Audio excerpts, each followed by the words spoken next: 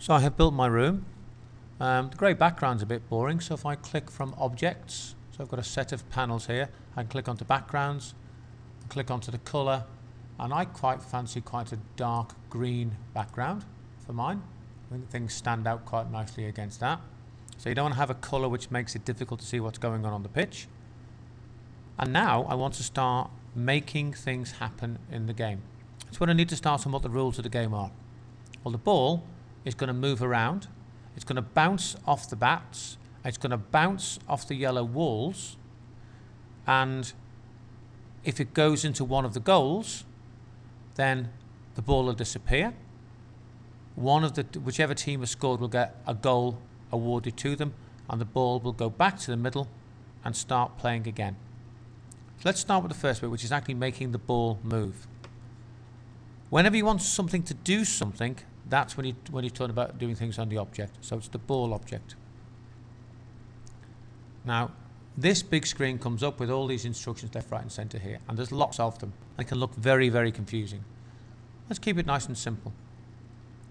What we have are events. They are things that happen in the game, and the actions are what happens if those things happen. And my first simple event, the first thing that happens is the game starts. Well, they call a game starter create. So it's right, the game started. So that's the event, the game has started.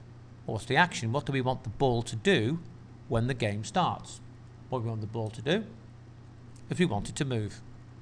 And we don't want it to move just in one direction, we want to have a bit of randomness about it. So I'm going to pick the 4 diagonals. And the speed, I'm going to keep the speed quite low to start off with, which is 4. 4's a sort of reasonably low speed. I'm going to click OK. I'm going to click OK again. And now I'm ready to play the game.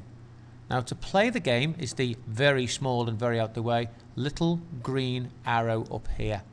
So if I click that, what's going to happen is the game itself, the game maker is going to disappear and be replaced with a little game playing square, what the game will look like when it's finished.